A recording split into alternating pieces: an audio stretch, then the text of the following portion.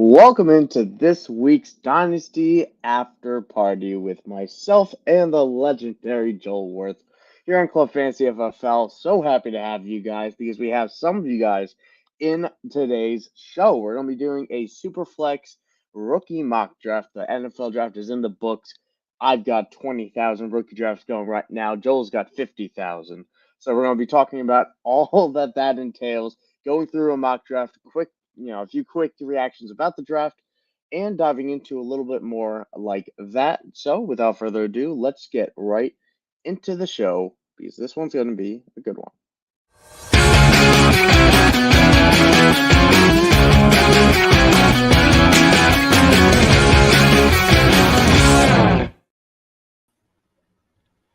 Here we are, Joel. We are finally post draft. We didn't have the show last Sunday. We're back and better than ever. How you doing? We're How's back. it been? How's it I'm going? good. I'm good. It was a week ago at this time. I was on the most uncomfortable airplane I've ever been on in my life. Thank you. I'm not going to say the airline, but it rhymes with Schmuntier. So thanks, but no thanks for that. But yeah, glad to be back. Had a good time in Vegas for a couple days. And so, yeah, I was kind of prepping for the trip right before. So I kind of was tangentially following the draft, but we're all caught up. We're good to go. So let's rock. Yeah, no, let's do exactly that because we're going to be jumping into that Superflex rookie mock draft starting up real soon after we talk about a few things at the top of the show. And as Zion knows, it's mock time. We're getting into all of that. We spent the last few months breaking down these guys, and now we get to see and put our words to the test, see where we're drafting them. We're currently doing that right now. Joel, I think we're in at least 2 or 3 drafts going on right now. But yeah, that's how it goes. But before we get into all of that, let's quickly touch on the draft itself. There's quite a lot of wild things happening. Obviously, Michael Penix going number 8 overall to the Falcons was surprising. We had 5 quarterbacks in the top 10, 6 quarterbacks in the first round in the top 15. What were your thoughts about draft night just before we get into the big craziness here? Yeah, I mean, the Penix thing was wild. I tweeted at the time that Atlanta was taking the Packers model, and I think that's the right thing to do. But man, the opportunity cost of this one is just way. I mean, when you think about what the Packers did with like Jordan Love and Aaron Rodgers, they took those guys in, late teens, early 20s. So to take, and those are bad draft classes, right? The 2020 class was good in the first round, but then was really pretty bad after that. I mean, after you get past the first, like late in the first round, that was a really bad draft class. The 2005 draft class was just awful. That was just a terrible draft. So this is a pretty stacked draft. So for Atlanta to give up the number 8 pick overall in a much more stacked draft class than the Packers did, right idea, maybe bad execution of that idea. So, that's just a crazy pick. Yeah, I'm right there with you. Obviously, I think you're higher on Penix than I am, but I've warmed up on him. I've warmed up on him since the draft. We've done a little bit more deep diving, but I'm still not quite there, especially not to justify this pick. Especially when you had Rome Odunze right there. It's right there. You compare him with Drake London, you got Kyle Pitts up the middle. It really would have made this offense possibly Sean McVay-esque offense with the Rams offensive coordinator now heading over here. This could have been such a perfect fit, in my opinion, with Rome Odunze, but I suppose they went with Penix, and it's the type of decision that we're going to laugh at now because we don't have any choices, and we'll see whether it pays off down the line.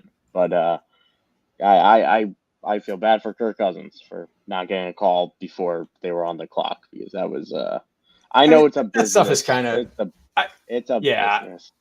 He's. I mean, this isn't like an Aaron Rodgers thing where it's like, oh, okay, this is the end of your, we're signaling the end of your. I mean, he was only going to be there for a couple of years anyway, right? It's $100 million guaranteed, so that's 2 years at $50 million each.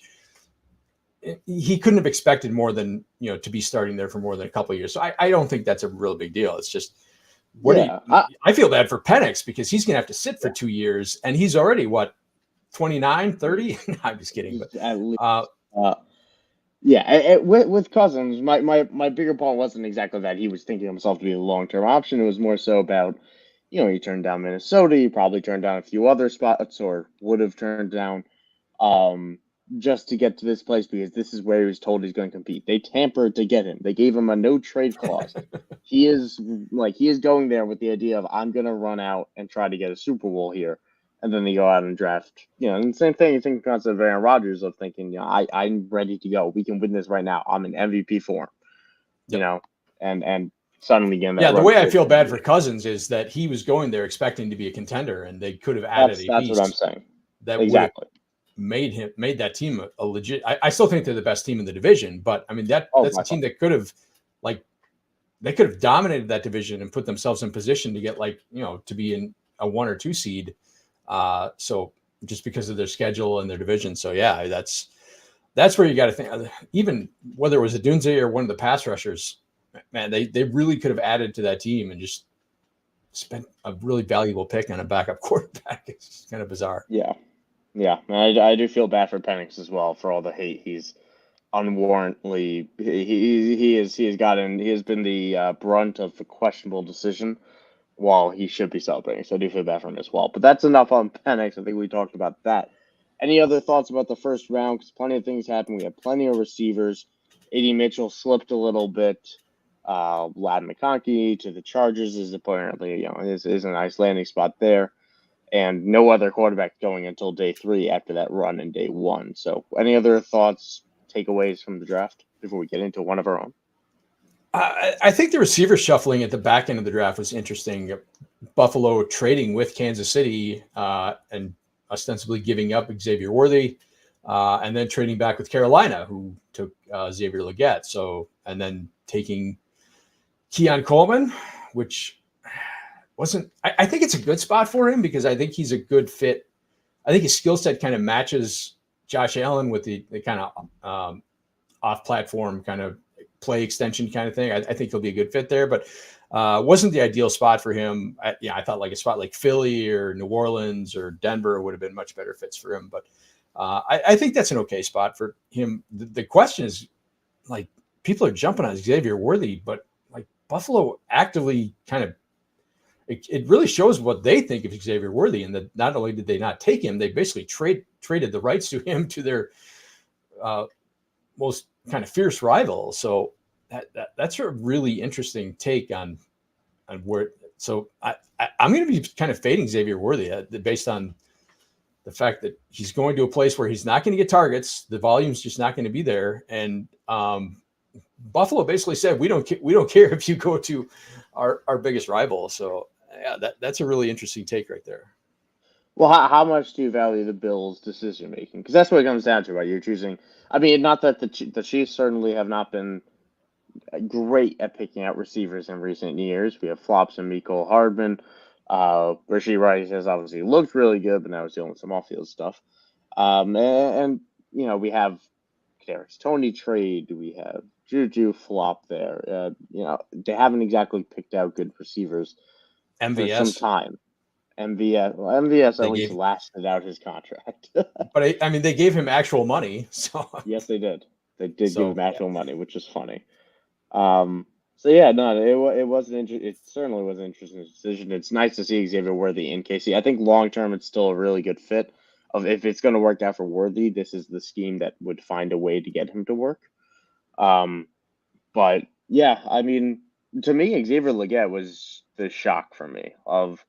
I was really surprised he got day 1 capital, and I know that he said, yeah, the Panthers told me they're going to draft him if he's there on day 2. So they kind of had to move up a pick potentially for him, because they might as well get the 5th-year option, I suppose, was the thinking. But, man, him over A.D. Mitchell, him over Lad McConkey, it was a little bit surprising to me because I don't love his NFL outlook. But what about you? What were your thoughts on that move?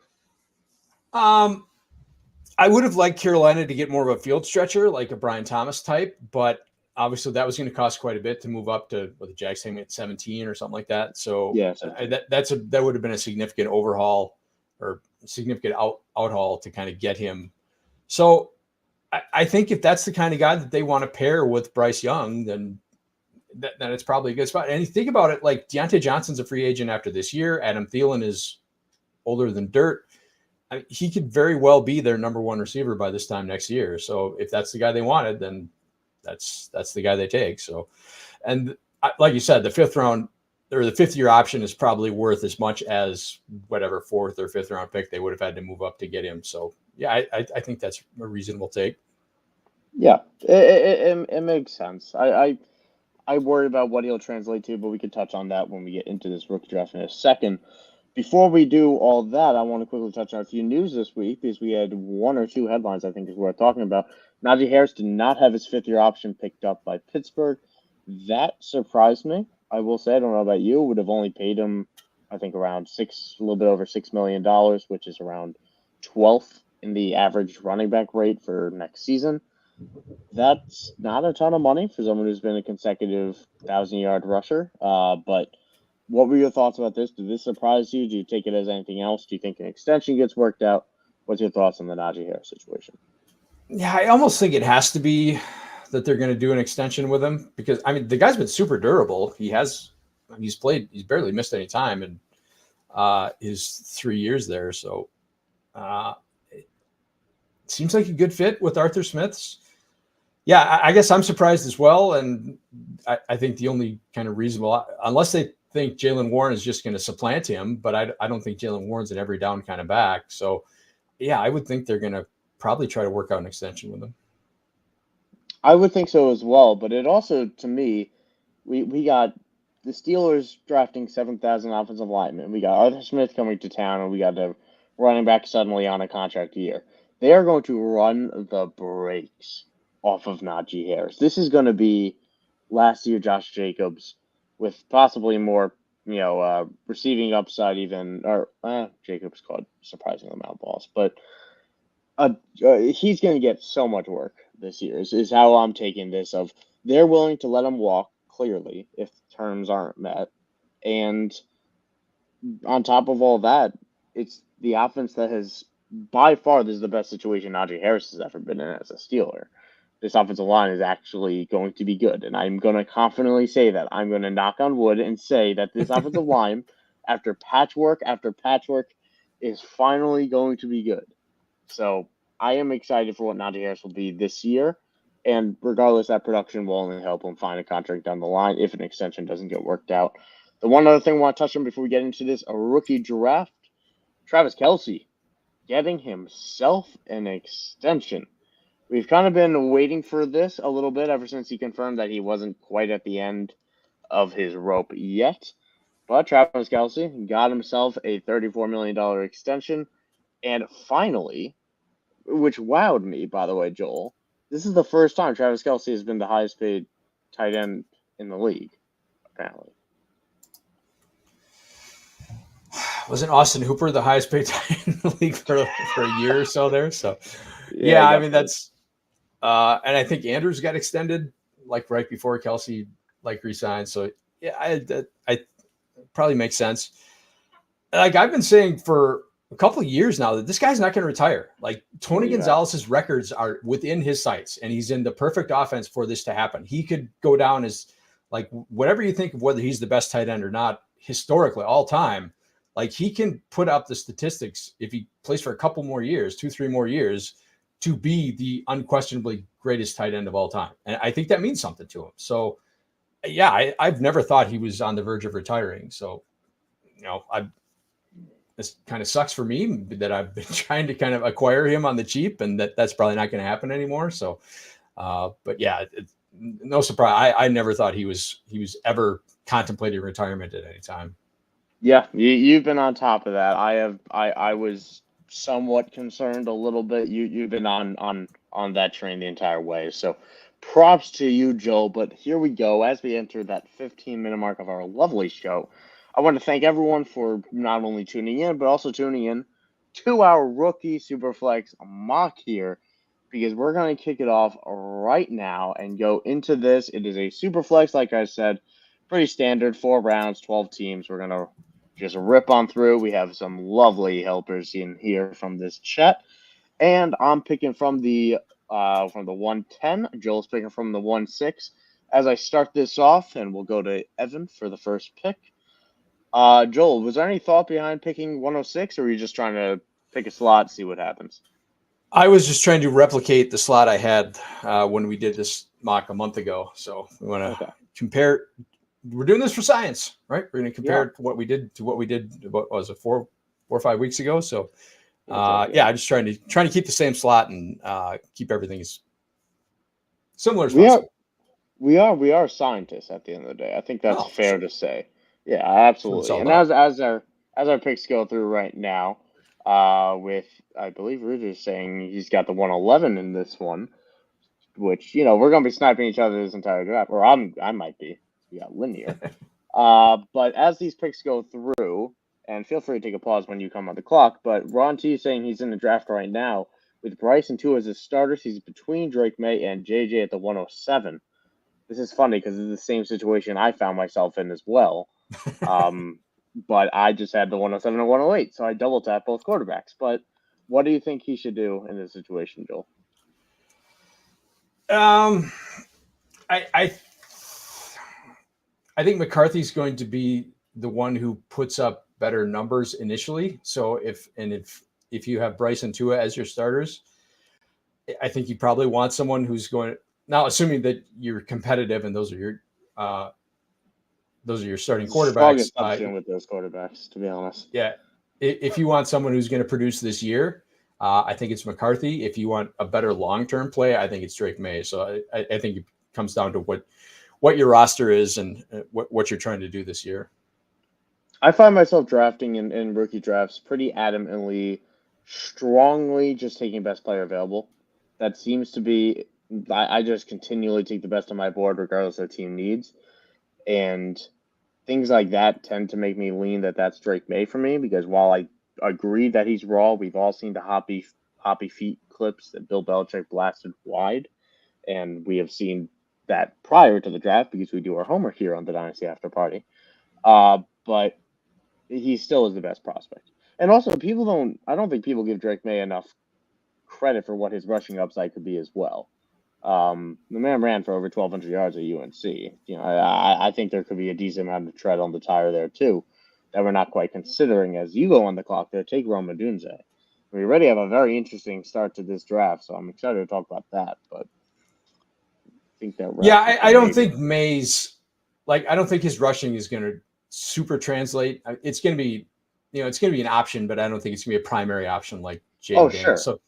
So I think he'll be more like a Mahomes level rusher that he'll chip in, 20, 25 yards a game, something like that. But I don't think rushing is going to be a primary source of fantasy points for him.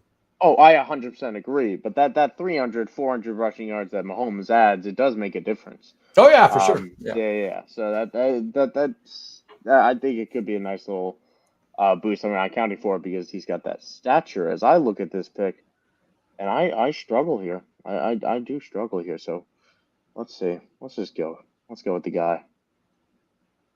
Let's do it. Make fun of me for that, but either way, I think taking a quarterback who's going to start, like he's going to be their starter day one. Like in Dynasty, you get a couple of good starts out of the guy. He's trade bait at the least. So, whether you think he's good or not, whether you think he's going to turn into, he's not Drew Brees, obviously, but he's a fit for the Peyton system. So whether you think he's going to be a good NFL player or not, he's going to have that opportunity to put together a couple of good games in a row. And that's kind of like Will Levis last year after that first game where that was kind of the peak of his trade value. If you keep on top of that, you'll be able to move him for at least that much, probably more in trade value. So yeah, I think that's a legitimate pick at that point in the draft.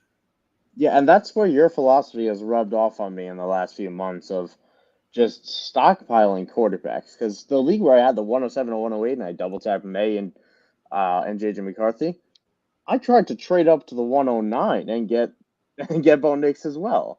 And just, and I never really didn't do it, and I probably should have. It would have only cost me a second to move up from the 112 to 109 to get Bo Nix, but ultimately I was okay with that.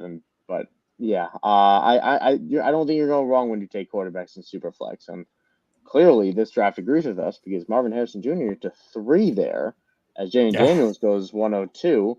which is quite different than our Club Fantasy Dynasty draft. Was it? It's our Club Fantasy Dynasty draft that. Yeah, that's a 10-team Things league went though, so very it's differently. it's a very different market. Sure. It is market. Yeah, it is definitely puts a little bit less of an emphasis on the quarterback. But as the second round begins here, we got a few more questions in the chat from Rita Reeves. Hopefully I'm pronounced that correctly. Would you take Adonai Mitchell or Benson in a tight end premium Superflex at 304? I go AD Mitchell, but I understand. I understand people trying to. Since an H back, he's not going to be a high volume tight end at this level. That's Mitchell easy. Yeah, and he's also not going to be thrust into a day one role. Regardless of what you think about Zach Ertz at this part of his career, he's probably still going to be on the roster and starting week one. So yeah, I agree with you that I think he's more of that auxiliary type of piece that helps the offense as a whole. Good to hear, Ron. It's good to hear as well. He's got the high potential quarterback. I think you can go Drake May. I think that's the pick there. Timothy also saying you see Drake May being a Daniel Jones level rusher. I don't think he's quite there, but what do you think, Joel? Do you think he can get to Daniel Jones level? Situationally, yeah. Just because Daniel Jones's rushing has been kind of the best thing about the Giants' offense when he was healthy. They've just never had good receivers, and I mean, coincidentally, New England doesn't have good receivers currently. We'll see how Polk and Baker turn out and what happens next year, but.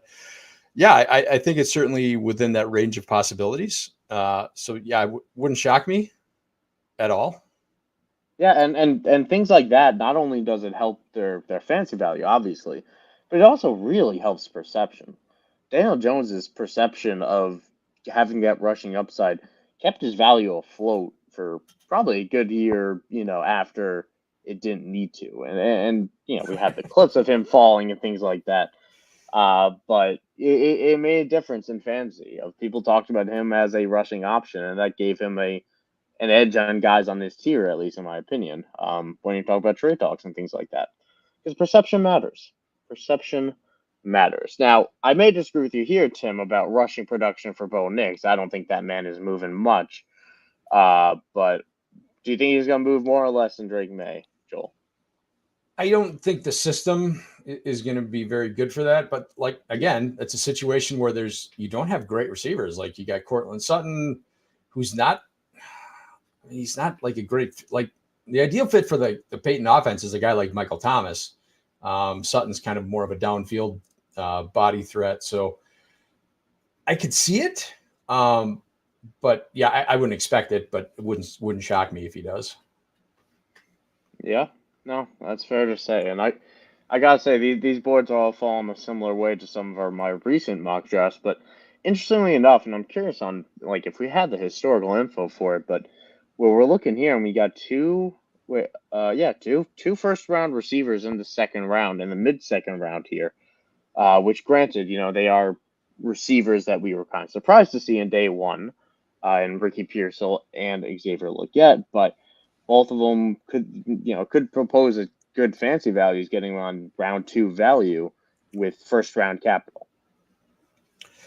Yeah, Pearsall. I passed on Pearsall for Mitchell just because that target hierarchy is real. He's going to be really low on that totem pole. So, I mean, you got Debo, you've got Ayuk, you've got Kittle, you've got McCaffrey. Those guys are all going to be above him in the hierarchy. So, obviously, they're not going to be able to keep those guys long term, all of them, and they're all, none of them are super young. But I think it's probably going to be a struggle for year one production for Pearsall. Whereas Mitchell's kind of an all or nothing. But I'll kind of gamble on the all ahead of Pearsall's. Ahead of the nothing.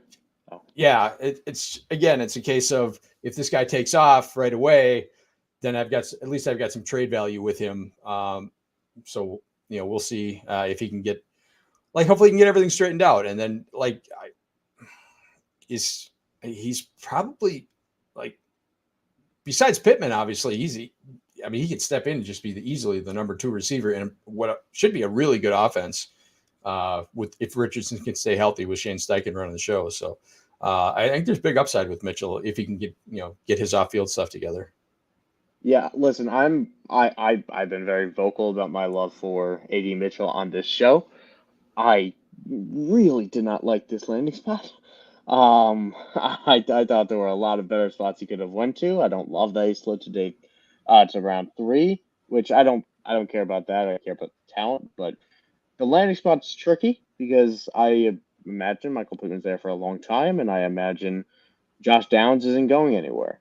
That role in the slot is still going to be a very real thing. He's still the guy that was drafted with Anthony Richardson, and I wonder if AD Mitchell can see enough volume to get to where we want him to be.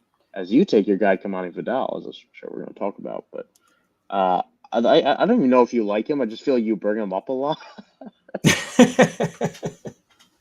I think the opportunity is there in LA. It is there. It is there. So, like I said, I see a little bit of muscle hamster, a little bit of Doug Martin in him. So I don't think it's a long time deal, but he's only got to beat out Gus Edwards. I mean, I don't expect Dobbins to be able to come back from an Achilles injury right away and just kind of hit the ground running. So I think there's opportunity for Vidal to be, at worst, kind of the third down option there. So because Gus Edwards has never been that. So I think there's a real opportunity for him there. Yeah, there is. There is. And it's obviously a completely different offense, but we know how Justin Herbert will throw to the running back if he needs to. And with the current situation of that receiver room, we really wouldn't be surprised if, someone started to throw to the running back a lot more. Austin Eckler is out of town. J.K. Dobbins is out. He can't catch passes, but he hasn't traditionally been asked to in Greg Roman's system. And we know Gus Bus ain't taking that role over. So I definitely see the argument there as I make my pick, and I'm going to go a little bit unconventional here. Ooh, we're going deep down the board, huh? I am going deep down the board. All right. Ray Davis, baby. Ray Davis. Benny Snell may have soured my taste of Kentucky running backs, but Ray Davis shall redeem me. But either way, looking at the board here, we got 3 tight ends going off the board. So for now four, and Theo Johnson, I honestly really like that value. I did consider him slightly here at the 312 if we perceive this to be a tight end premium, which we never really clarified. But does it matter? We're all on the same page. Whoever drafted him says that it's a tight end premium, and all of the rest of us were like, yeah, it's half. Sure. But either way, Joel, let's see. We're looking at your team. This is a very unconventional rookie draft for me, at least so far. I'm taking 2 running backs, and I'm eager to talk about it because I don't love doing this in a wide receiver heavy class that isn't a very good running back class. I was really hoping Jermaine Burton slipped to me, but oh well. That's why we would have traded up. But sure. Regardless, any standout picks so far on the board for you? Michael Penix getting first round capital.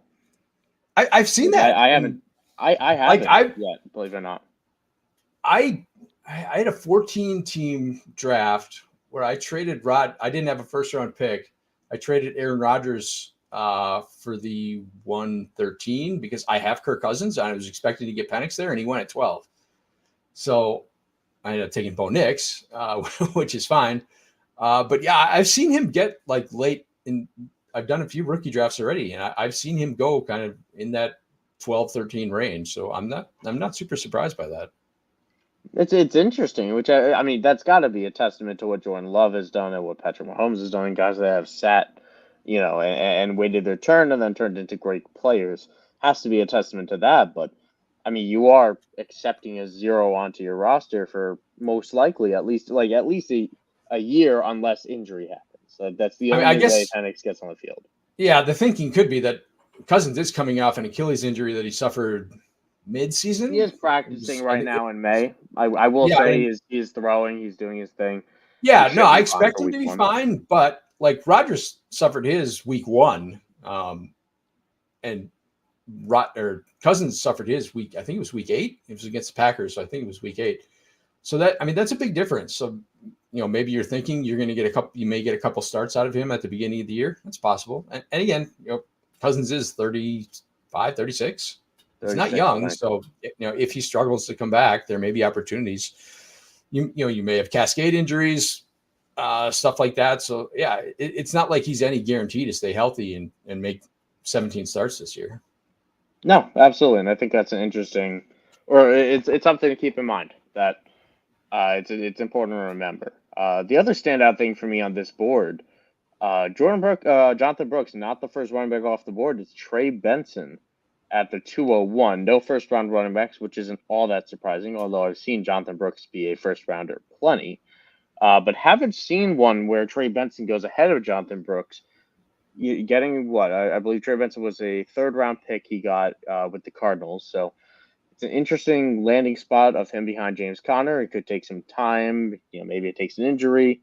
But Trey Benson, go ahead of Jonathan Brooks as you make your pick here. And after you do, I'm curious on your thoughts about that, because we both have been very adamant Jonathan Brooks lovers. Yeah. And that draft capital surprised me. I didn't think he was going to make it inside the top 50, and he went, was it 36, something like that? I believe they traded up for him as well, right? Yeah. So they must be very confident that he's going to. It's a great landing spot, right? I have zero confidence in either Chuba Hubbard or Miles Sanders. So if he's good to go, he could legitimately be the bell cow there. He could be a 3-down back. So great landing spot for him. I think with the draft capital, they have to have confidence that he is going to play significantly this year, if not from day one. So yeah, I think he's the clear RB1 in this class. I like Benson long-term, just because he's going to get some run this year because Connor never stays healthy. He never plays more than 12 games a year. And he's not going to, Benson's probably the RB1 there next year. But yeah, I like Brooks a lot better than Benson as a prospect. And with that landing spot, with the capital, I think he's first round worthy at this point. I would take him, speaking of worthy, I would take him ahead of Xavier Worthy. I would take him ahead of Penix. You take Brooks ahead of Xavier Worthy? Yeah. Interesting. I would. It's not happening. I mean, Xavier Worthy's going crazy. I've seen Xavier Worthy go ahead of Odunze in drafts, which I think is nuts. As well. That's not a decision I'm going to have to make, but it's a decision I would make if it came to that. Yeah, and it's you never know with your leagues, and that's the one thing I've been reminded by this past week is things fluctuate. Things don't go quite how you think. A while ago, in our club fantasy league, I traded up to the 102, fully expecting to get Marvin Harrison Jr. on my team, and suddenly I had Caleb Williams on my team, which I got to talk to you about that at some point, but we'll do that even at some point. But either way, talk to me. I've got 5 starting quarterbacks. I can't. I've been trying to get rid of quarterbacks in that league, and I can't. Yeah. So yeah, no, I took a page out of your book and just took 2 quarterbacks, because then Jane Daniels slipped to me at 107.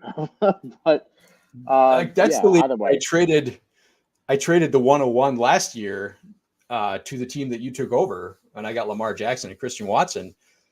I still think that was a good deal, but at the time I had Kyler Murray coming off an injury, and Jordan Love hadn't proven anything at that point. So obviously it was a different time. I still think it was a fine deal, but now I've got more quarterbacks than I know what to do with, and I can't move them. And that's that league is where I kind of learned a difficult lesson that the value of quarterbacks is very different in 10-team leagues than it is in 12-team leagues. The demand for those secondary quarterbacks just is not there.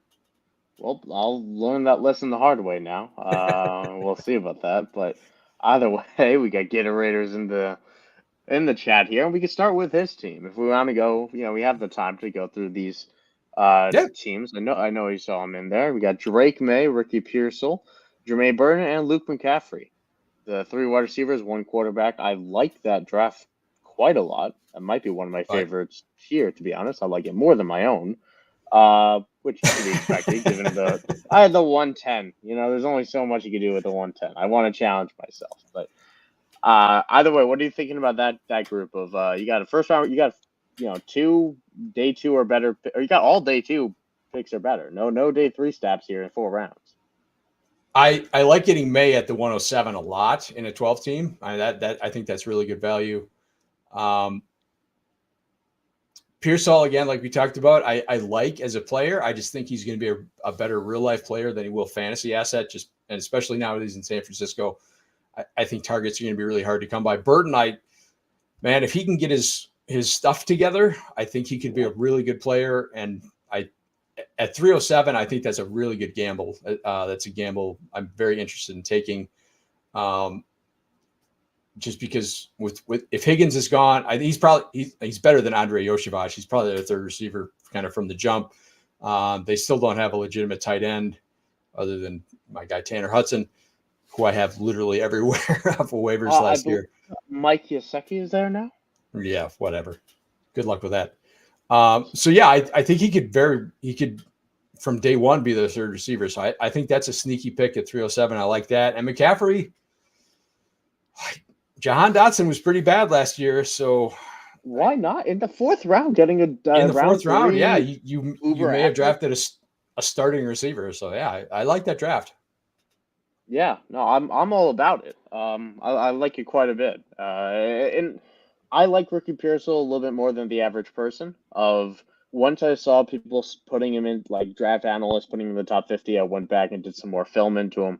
And I realized he's a perfect fit for what San Fran wants to do. It makes a lot of sense of the pick. But yeah, I do agree that it might take time. It might take a trade, and the trade might not come this year. But first round capital is first round capital. And we know Shannon at least hit on his last San Fran first round capital guy in Brandon Ayuk, who Ricky Pearsall could end up replacing. So it'll be very interesting to see there. And as for Luke McCaffrey, I mean, or Jermaine Burton, I mean, I'm shocked that as many day three guys went ahead of them. The draft capital matters, in my opinion, like a lot when we're getting to the day three guys. We want to talk ourselves into, I can talk myself into Ray Davis, but I wasn't going to talk him in over Burton. I was hoping Burton slid to me. And I made maybe I should have taken Luke McCaffrey over Ray Davis and taking a fourth round running back over, a round three receiver. I don't love that process of mine. That goes a little bit against the grain for me. So I think it's terrific value in the fourth round, but we kind of talked that one to the ground. Zion Penumbra is saying that so many guys fell to him that he almost felt overwhelmed with trying to take best player available as well as mixing it with what his team needed. And that was for the question that he put in the chat earlier, right? No. Yeah, I mean, this is a stacked class. I mean, there's a lot of very attractive options in this draft. So, I mean, if you think back to last year, right, where once you got past the top in Superflex, once you got past the top 5, then you had like JSN, didn't turn out great, and then you were talking to guys like Addison turned out, Zay Flowers, Quentin Johnston, Zach Charbonnet, Rice back of the round, yeah. Yeah, I mean, Rice was kind of going in the second round, so was Jaden Reed. So that kind of back end of the first round was not nearly as attractive as it is this year. I mean, you got quarterbacks like Nix and Penix who are going to fall into that back end. Jonathan Brooks, I think, is a much better prospect than anybody who was in the back end of the first round last year. So I think this is just a much better class than there was last year. So if you want to, if that's your feeling, then you may want to trade for some. I think picks are hard to trade for because people see it that way. But yeah, the best thing to do then is just trade for more picks. Yeah, the early seconds are really valuable because I think there's a pretty steep drop off when you get to the. Honestly, I mean, it's Marshawn Lloyd at the 301. If we're looking at that, even that's good value in itself. I'm fine. I'd be happy with that type of pick. Which I do want to get your take on because I know you had some interesting things to say about him pre-draft, and then he ends up with your Green Bay Packers. But I want you to know that I was thinking of you with every Packers pick and how Joel would be reacting to it. Yeah, but I like him. I like him as a talent, but I think he doesn't do the things that coaches care about well. Like he did availability, ball security, pass protection, the little things that running backs need to do to get on the field. I don't think he's good at any of those things. So those things are all coachable. They're all fixable, but he's going to have to do those. So like, I wouldn't be surprised if he's someone who doesn't like see the field until, late October, November, or something like that, where he's not getting any kind of legitimate snap. It's a good spot for him, right? Because they were looking for kind of a third down back, pass catching back to kind of rest Josh Jacobs. So if he can take care of that stuff, I think it's a very good spot for him. But like I said, would not be surprised if he's someone who, if you draft him and he's not seeing the field for the first, month or so, don't be surprised. I think you're gonna have to be patient with him, because I think he's got some things he's gonna have to iron out before he kind of earns snaps. Holding the ball being one of those big things of It's a very big thing. They're not going to bench Josh Jacobs for him if Marshawn Lloyd is still worried, if they're still worried about his ball security. Yep. So that'll be something to watch. I love the capital that he got. I like the fit in terms of what it means for football. But it will be. I'm 100% on board with you. I think it'll take time, and his role will be a little bit smaller than people might think, at least early on. I don't believe saying that he took Jalen Wright, with the speed in Miami, older Mostert, Devon Achane maybe not holding up with the size. So he took Jalen Wright at the 212, which is one of the higher spots I've seen him go. But also, I am 100% on board with that pick. Let's talk about that team, Joel, at 112. This is the Penix squad, with Penix at the 112, Jalen Wright 212, Theo Johnson 312, and Jamari Trash as our Mr. Irrelevant here. Jalen Wright, I as someone who was picking at the 210 in another league just a little bit ago and end up taking Blake Corum again, I was really tempted to get Jalen Wright. So I'm curious on what your thoughts are on that fit, because it's a great fit, at least for football. It is. And we saw last year there were games where Mostert and Achane were both not available. So like Jeff Wilson got run. So I think there's a runway for Wright to get some snaps. I think he'll be playing behind Achane and Mostert. But I mean, they re-signed Mostert, but he's not long for the league. He's 31. I think he's 31, isn't he? 30, 31. I'll look it up whatever he is. So I can't imagine he's with the team. So I think this is probably them looking, and I like Wright a lot as prospects, and I think he's a great fit in that system, obviously.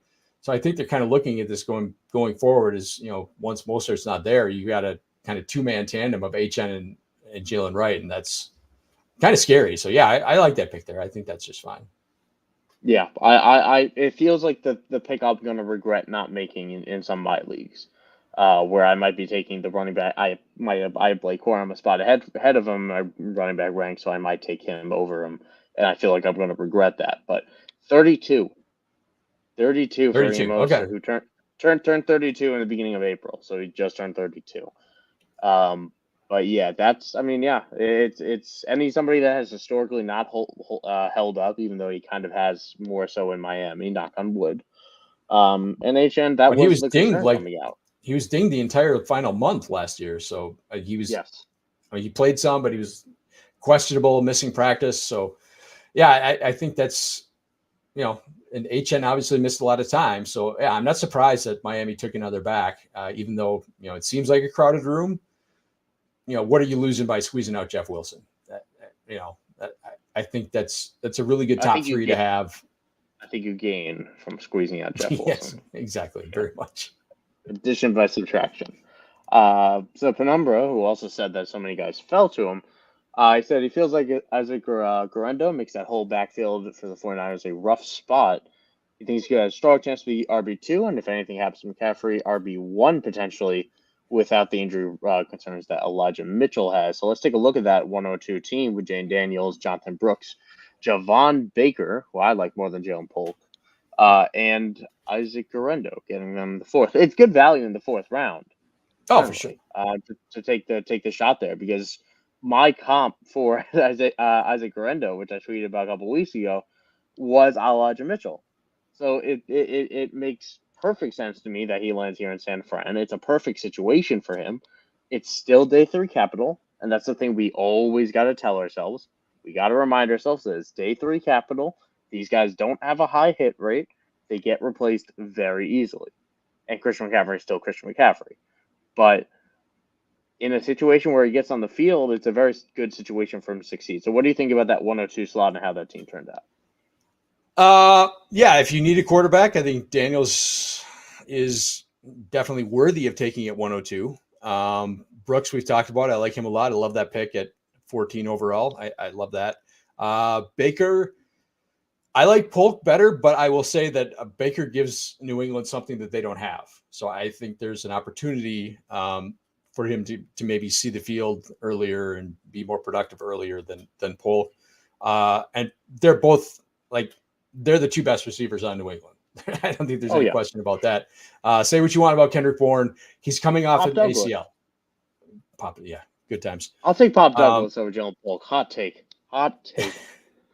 The thing about Garendo is, obviously, it's crowded in the Christian McCaffrey backup room with Mason and Mitchell. Garendo's a really good kickoff returner, so I think he's going to make the team based on that. So, of the three, he's the one I'm most sure is going to be on the team. So, whether Mitchell or Mason is the other one, I don't know, because I can't imagine they're carrying four, but I guess it's possible. But I think Garendo is definitely going to make it based on his special teams ability. So yeah, again, 4th round, I think that's definitely a worthwhile take there. Yeah. And the other thing as well, just to keep in mind, and I don't think I need to remind anyone of it, but of all teams to give day 3 guys a shot, it's Kyle Shanahan with this running back room of a lot. I mean, and only misses on early. He joked about himself of missing on early round running backs and hitting on late ones. So it's something that, we could see Isaac Rendo take over as that RB2, and that would be a terrific handcuff value in the 4th round here. Even if McCaffrey played all games, it's good process. And if McCaffrey misses a month, God forbid, because I really hope not, that's terrific trade value that you might have if he comes out with 15 carries for 70 yards and a touchdown in that first week. So very interesting to watch, and I like how that draft turned out for you. Even if I might have gone Marvin Harrison Jr. over Jaden Daniels, just as the best player on the board. But that's a roster build thing, right? If you need a quarterback, then you're like most of my teams I've talked about, I have, I build their own quarterbacks, so I would be taking Harrison there. If you don't have quarterbacks, then yeah, I think it's legitimately acceptable to take Daniels over Harrison. So that's a build specific decision. Now, I'm curious, do you feel the same way about J.J. McCarthy going over Malik Neighbors and Rome Odunze? Because obviously I imagine we're on the same page that Jane Daniels is a better tier of fantasy quarterback than J.J. McCarthy. And as a result, seeing McCarthy going ahead of Neighbors and Odunze, do you think that's a little bit of a reach just for the positional value? I'll say I do, just because I'm less certain of McCarthy. I don't think he's necessarily the day 1 starter like Daniels is. I don't think there's any question that Daniels. Sam Darnold's holding it down. I agree. So, yeah, I think there's a case that McCarthy is not the day 1 starter, and like I said, they've got other options. So that Neighbors is starting day 1, Odunze is starting day 1, and I think that they're both going to be productive from the jump. So yeah, I would definitely take those two ahead of McCarthy for sure. Again, if you're desperate for a quarterback, then that's the pick you need to make. Yeah, especially if you have normal draft capital and you're picking 104, and then your next pick is until 204 or later. Right. Then you're going to miss out on a quarterback. And you're not going to get Nix. You're probably not going to get Penix. And Penix probably is going to help you this year anyway. So, then you got to do what you got to do. Yeah, and then you could still get, an early round 2 receiver in Lad McConkey, or even a day 1 guy in Leggett, or Pearsall. Yeah, exactly. So yeah, it's not bad process, to be honest. If you need that, I go, Joel. Tell me I did the right thing by taking Jaden McCarthy over Bo Nix, because I love Bo Nix, as you know. And okay, thank you. I don't. Yeah, I would take McCarthy easily over Nix. I mean, again, it's not for certain. Darnold is there, so it's not for certain that he's going to be the day 1 guy. But the offense is so much better. The system is, I think, so much better that once he eventually ascends to that QB1 role, and I think it'll be this year without question, he's just going to be a much better situation than Nix. Yeah, I just wonder if Darnold's going to sign his $100 million contract with Minnesota or his another team.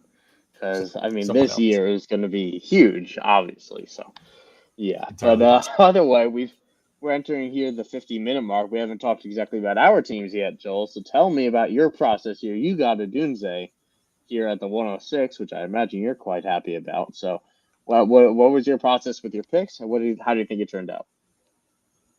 So Odunze was who I took in the draft at the same spot a month ago.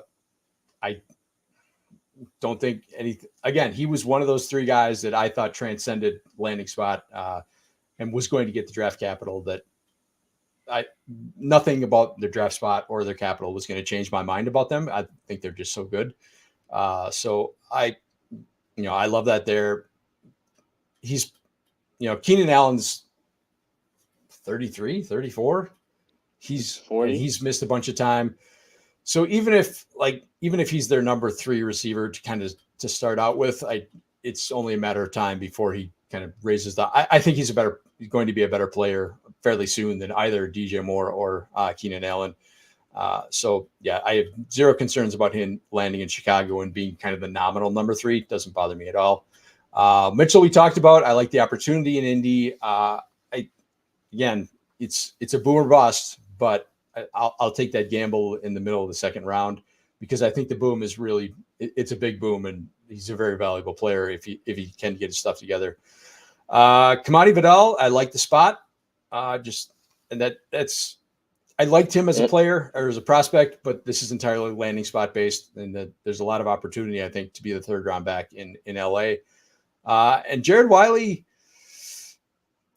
I liked him as a prospect. I don't think he gives them anything as a blocker, but if you think about KC, they've given a lot of snaps to Noah Gray and Blake Bell. He's a much better player than either of those guys. He's not a blocker, but I mean, if you think about all the kind of third down, fourth down situations they get themselves into where they want a pass catcher on the field, Wiley's a much better option. So in a tight end premium, I think that's a very worthwhile fourth round gamble.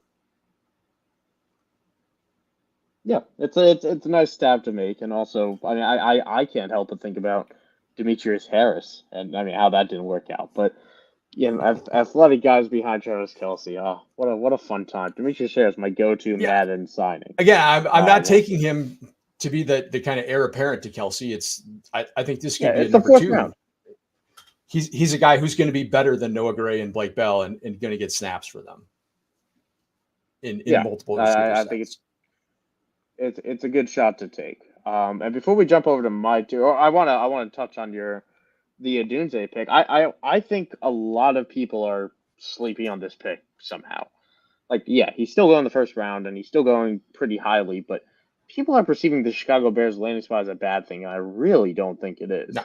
I love it when a team pairs top 10 capital with top 10 capital in a quarterback and a receiver. I love it when the only player ahead of him on the depth chart to being the wide receiver 2 for that team, if not the 1, is a 32-year-old receiver that they just traded, a day 3 pick for, who is coming off a rough year. Or is coming off a great year, but injuries the year prior and some difficulties. So I'm all about Rome Odunze. I'll just say, as a Packer fan, I hated that they took Odunze. I hated it. There you go. That makes more sense. And before I talk about my team here, I want to quickly touch on one other player here. Troy Franklin, somebody that slid to day 3 a little bit unexpectedly. We've talked about the concerns about the playing weight of being in the 170s despite being 6'2", and that might have slowed him down. But landing in Denver with Bo Nix again has kept his draft costs, if not boosted it, has maintained it at the very least. So I'm curious what your take is about him, because he's going in between, a round 1 receiver and a day 2 receiver, and going there. And I don't blame teammate or whoever was picking there one bit for doing so. Yeah, he wasn't someone I was super high on as a prospect, but again, I think I like the landing spot just because they don't have any other receivers. And you got the familiarity with the guy who's going to be their quarterback. So I think that was as good a landing spot as he could have hoped for. For sure. Yeah, no, it's a great spot for him. So I hope it works out. I think I went back and forth on him as a prospect. I end up liking him more than I dislike him. Which doesn't sound like high praise, but I promise it is. But either way, I'll jump over to my team here now at the 110. That's where I went with Bo Nix, where I I have no idea when Penix is going to play, so I took the last starting quarterback on the board. There was a lot of consideration for me to take Xavier Worthy there, if only to, take a stab at receiver in a strong receiver class. But I made the decision to, not unlike Team 4, to think about, hey, maybe I can get a receiver with my second pick. And then I ended up not taking one of my, in the entire draft class. But that's just the way the board fell for me. And I like Bo Nix. I've been very adamant about that. I think it's a great fit with Sean Payton. I think it'll work out there. So went with Blake Corum in the second round, and that's a pick I made in real life, not like an hour ago or something, and I have no idea how I feel about it because I'm not a big Kyron Williams guy. I've been adamant about that. I like Blake Corum. I like the production. I know what he's been able to do, and I know what he was able to do even coming off injury. So I think Blake Corum could be that exception to that mold that is 5'8", 208. Somehow it works. I think he could be the exception to it and has produced really well. I think the Rams are a good spot to do that with. The touchdown upside is obviously evident because we saw that with Kyron Williams. And the Rams, the news I saw after the draft, I saw an interview with Les Snead, the GM, is that the Rams would have traded back which again, whether you believe it or not, but the Rams were prepared to trade back if Blake Corum wasn't on the board in the third round. And them with, as limited draft capital, they got a lot of holes they want to fill. They packed the defense. This is the attack they made on offense with Blake Corum. I'm curious on what you thought about that landing spot because I have a lot of thoughts going in both directions, and I obviously end up higher than lower on it. I am a Kyron Williams guy, and I will say this. If they had drafted like a totally different type of back, like a Braylon Allen or an Estime or something like that, then I would have been concerned. The fact that they just drafted basically a second Kyron Williams makes me like Kyron Williams even more. And I've seen a lot of people say, "Oh, I wish I would have gotten out of my Kyron Williams shares," I've seen him. I've seen him. The trade value on him just really take a dip. I'm buying all I can. I don't think this says anything about Kyron Williams. This is just we need a better backup plan than the guys Zach Evans who didn't even play last year. All the guys Ronnie they brought Rivers. in. Ronnie Rivers, exactly. That this is just saying they need a better backup plan for Kyron Williams. So I don't think this affects Kyron Williams at all. And so Corum will probably get some run because Kyron Williams is kind of like James Conner. He's someone I don't necessarily expect to play 17 games. So he'll probably get some chances. But yeah, if people are selling Kyron Williams low, I'm jumping all over that. Yeah, and I think that's good process as well. While I might not be a big Kyron Williams guy, I acknowledge that the size of the players is similar. So you have to wonder, Kyron Williams succeeded in a goal line type of situation mostly, and he got a lot of touchdowns doing so. So will they switch that Blake Corum just because he did that well in college? I don't know. And you hit the nail on the head with this running back room desperately needed an influx of talent. So it's definitely more of an indictment on the running backs around Kyron than the Kyron himself. But I'll also note that I would have taken every player on the board that went before him. I would have taken all of them ahead of Blake Corum. It was the last player left on the board for me. It wasn't someone I was happy fell to me. And Interestingly, I still wonder if yeah, go. I saw the faces you were making, and I didn't want to call you out, but I was so curious. No, sorry. I was just looking back at the draft we did a month ago, and Corum went at the 211, so almost the exact same spot. Interesting. Oh gosh, yeah, I've given him one spot bump, but yeah, Jalen Wright is that one pick that I might have made over him. Maybe Marshawn Lloyd. I was considering just on draft capital alone, and I liked Lloyd a little bit more. So maybe I'm going against my own grain here, but guess we'll see. Ray Davis, I went with the third round, which I can't. I like him. I like Ray Davis a lot. It's a film bro thing. It is a film bro thing that I like what he put on there, and I love the situation in Buffalo. Well, I don't love it in the sense of I know Josh Allen's going to steal stuff from me.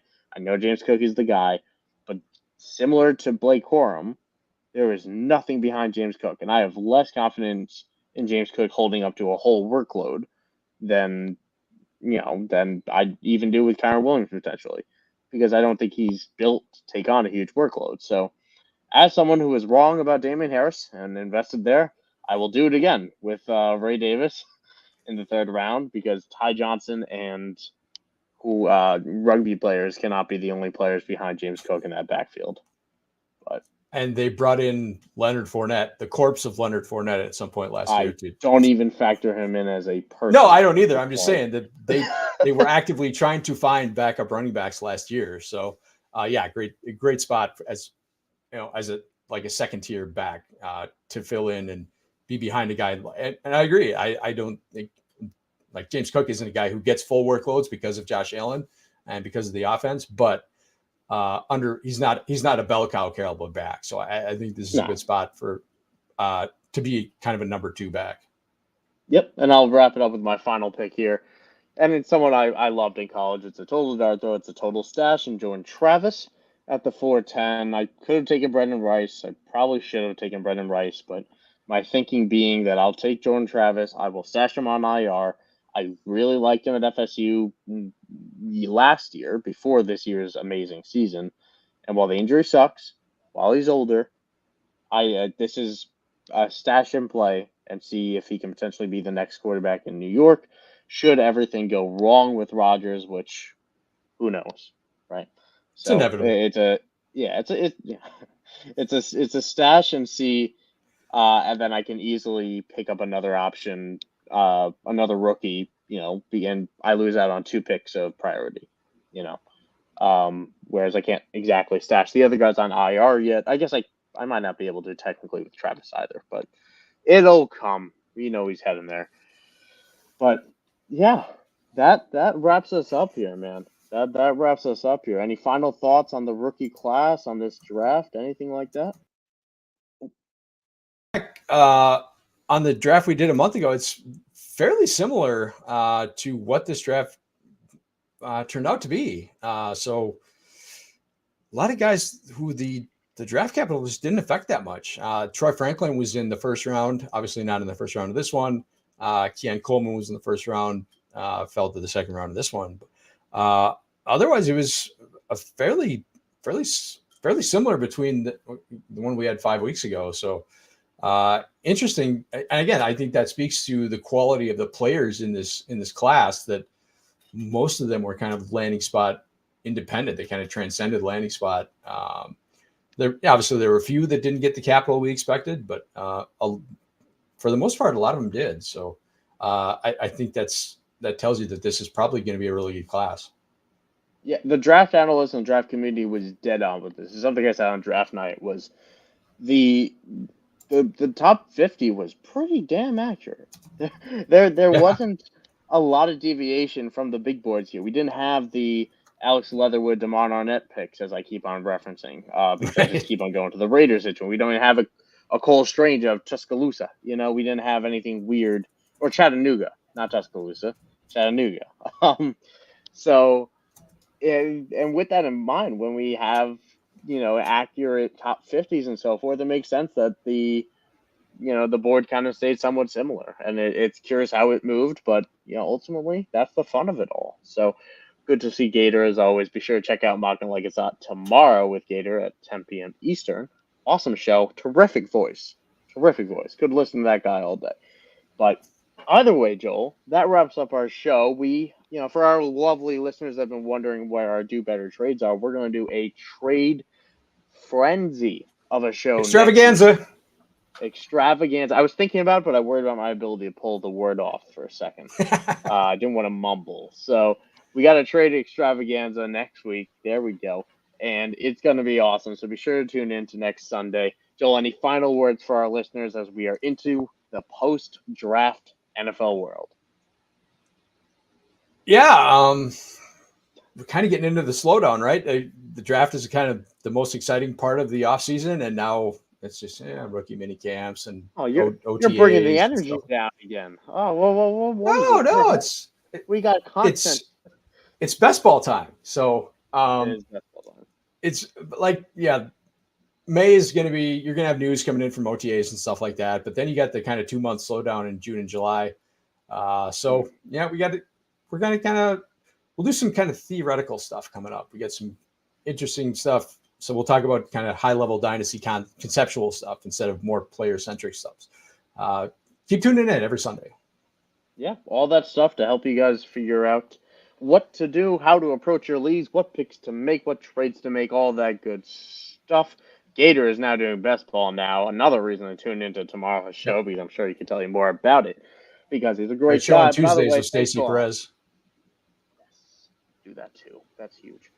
Everyone, thank you all for joining in to this episode of the Dynasty After Party here on Club Fantasy FFL. Be sure to follow Joel here at the Joel Wirth. You can follow myself at Michael__Sicoli. And of course, please follow Club Fantasy FFL at Club Fantasy FFL on Twitter. Thank you all for tuning in. Remember, Dynasty's like a disco ball keeps on rolling year round, so join the club every single Sunday, 11 p.m. Eastern, right here on Club Fantasy. Stay healthy, stay safe, have a good one.